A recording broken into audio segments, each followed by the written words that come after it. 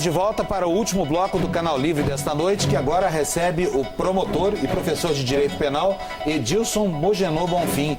Doutor Edilson, boa noite, bem-vindo, muito obrigado por ter aceito o nosso convite. Olha, primeira pergunta, eu gostaria de saber do senhor o que é que o senhor acha sobre os dois projetos, porque há dois, na verdade, há um na Câmara e um no Senado, tramitando paralelamente, de reforma do Código de Processo Penal. O senhor acha que isso vai ajudar a justiça brasileira a promover efetivamente justiça ou não? Basta que nós leiamos o cartão de visita do novo Código de Processo Penal. O que é o novo cartão de visita? É a exposição de motivos. Na exposição de motivos, os senhores não encontrarão o combate à impunidade, que é o problema nuclear da violência do Brasil. Os senhores não encontrarão a celeridade processual como tônica, mas os senhores encontrarão, sem dúvida nenhuma, insofismavelmente, a garantia dos direitos dos réus. Como se nós não estivéssemos hoje, juízes e promotores, a par dos advogados, garantindo todos os direitos constitucionais do réu.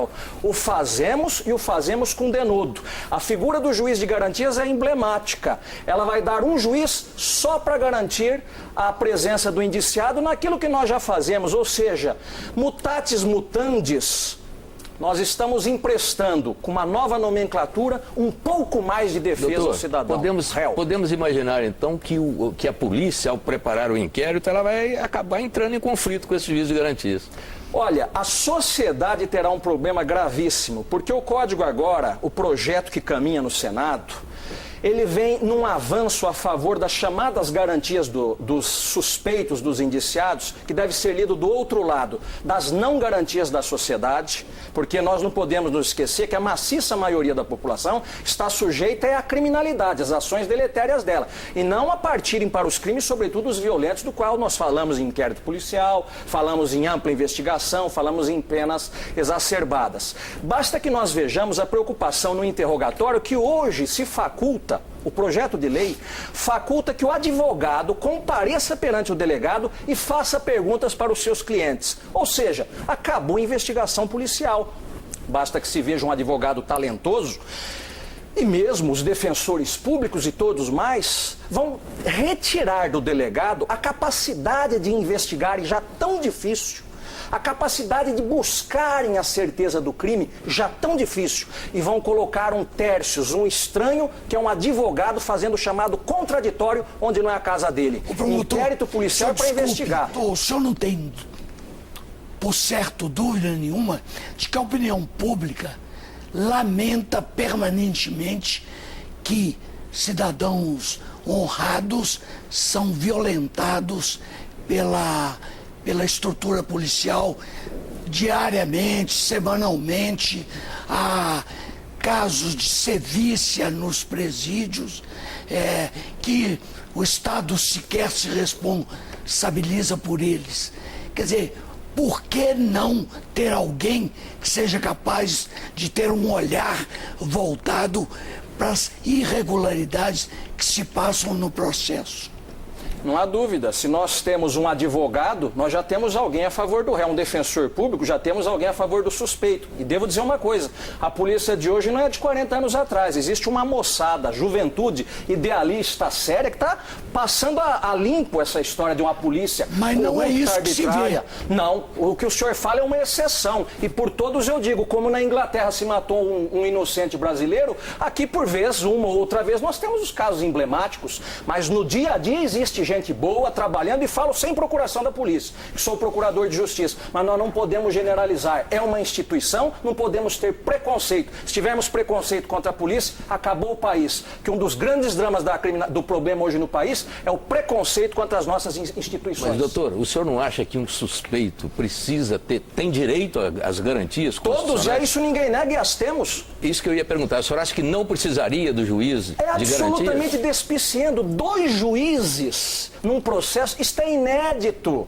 Nós não temos sequer um juiz, tem que rachar o juiz ao meio para ele fazer 2. Falta-nos juízes para trabalhar corriqueiramente. Como nós vamos dar um juiz de garantia? Quer dizer que o outro não é juiz de garantia? Como se houvesse 2 categorias de magistrado, um que só conhece garantias e outro só conhece deveres. Quer dizer que podemos concluir, pela sua posição expressa até agora, que o senhor acha que com esse projeto aí do Código de Processo Penal, a justiça no Brasil vai ficar mais lenta, a impunidade vai aumentar e a situação vai piorar de um modo geral. Eu não tenho dom oracular, mas eu sou um estudioso. Eu não tenho a menor dúvida disso. Isso é muito grave que você está falando. Gravíssimo. Que o país inteiro está esperando que esse projeto venha para melhorar. Basta que nós atentemos na leitura. Eu convido o cidadão brasileiro a ler a exposição de motivos, que é o cartão de visitas. Não se fala em por fim a impunidade.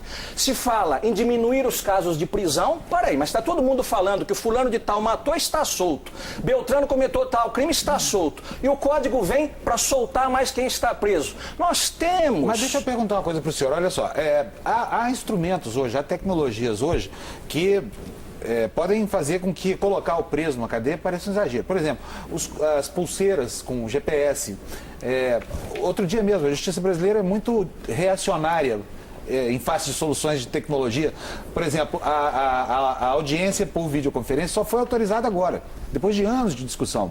Quer dizer, não há um atraso assim, em relação a esses benefícios que a sociedade poderia oferir, do ganho tecnológico, para que houvesse menos prisões e mais eficiência na justiça? Mas sempre vem os do contra. Quando a França criou a ideia da liberdade, da igualdade, da fraternidade, quando a França desenvolveu a ideia dos direitos humanos, quando a França aceitou o bracelet électronique, a pulseira eletrônica, o Brasil dizia não, isso daí vai atentar ao princípio da dignidade humana.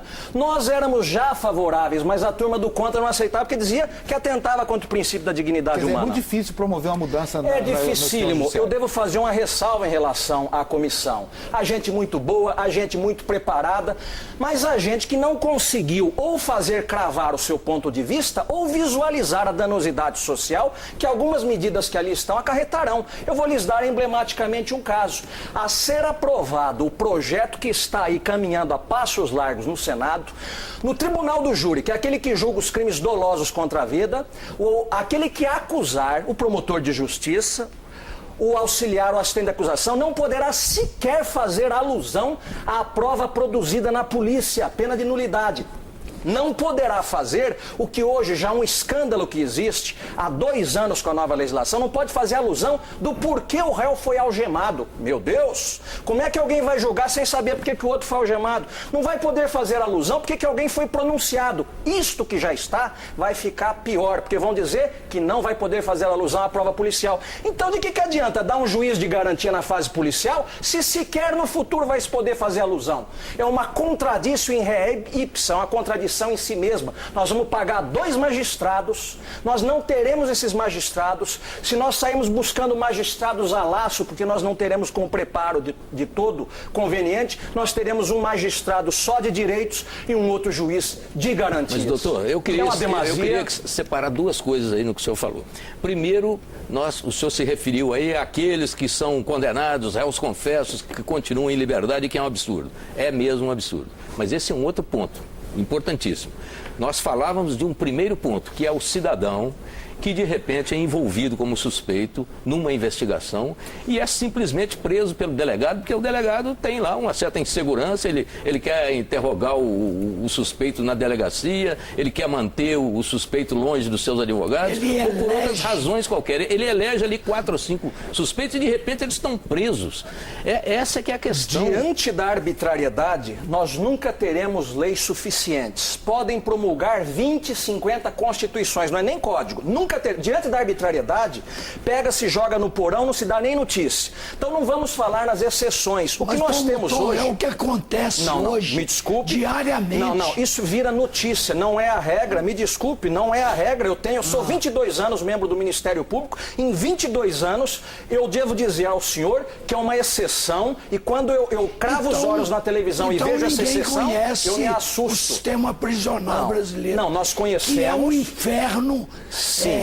E veja o senhor, visto e conhecido. Não obstante, sendo o inferno que é, tem alguns multireincidentes que saem e continuam a fazer danuras para lá voltar. Isso é outra coisa, promotor. São linkadas, são vinculadas. Mas, doutor, talvez isso seja... O presídio não pode ser... Não pode. Só que aí vai um detalhe... Um fórum não para jamais. Vingança. Se o senhor for na Inglaterra hoje e for na França, nós temos acusação contra os presídios de lá. Evidentemente, não na mesma dimensão do Brasil. Brasil. Não, Não existe. mas eu devo dizer que nós temos obras, nós temos denúncias, a imprensa ataca, a prisão, ela é triste no mundo inteiro. No dizer de Foucault, infelizmente, é a detestável solução da qual nós não podemos abrir mão. De qualquer forma, existe uma pena que não está prescrita no Código Penal, que é a execração pública.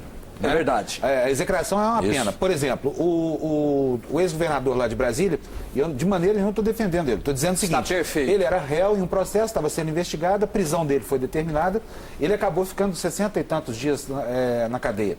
Purgou uma pena, uma penitência pelo menos. Foi desmoralizado, saiu de lá, enfim, encerrou a carreira política.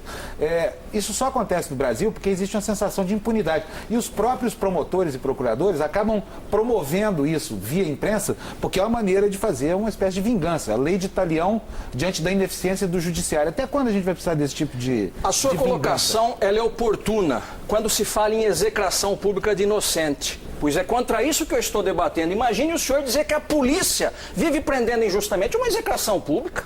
Dizer que o Ministério Público sai fazendo espalhafato por qualquer... É uma execração pública, não. A maciça maioria da polícia é boa. Maciça maioria do Ministério Público é bom. Maciça maioria dos advogados são bons e dos juízes são bons. Os casos tristemente emblemáticos, eles se protraem na imprensa e nos chocam a todos como se a exceção fosse a regra e não é. Então o senhor garantiria, por exemplo, que o convívio dentro das penitenciárias e prisões provisórias que existem em São Paulo e em qualquer outra capital são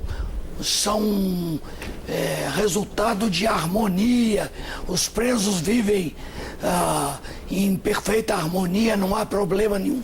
Não. Ora, o senhor não pode negar que todo tipo de calamidade ocorre dentro de uma sala prisional em qualquer capital brasileira. O senhor sabe quem está preso hoje? Violência. O senhor sabe quem está preso hoje? agressões. Não está preso ninguém por menor potencial ofensivo. São só criminosos que fizeram muita coisa. Para ficar preso hoje precisa inclusive de pistolão, senão não fica. Por quê? Por que são tantas as facilidades? Ou cabe liberdade provisória, confiança ou sem fiança, ou é a suspensão do processo, ou progride de regime, não fica preso. Os senhores mesmo deram um exemplo de crimes gravíssimos, estão todos soltos.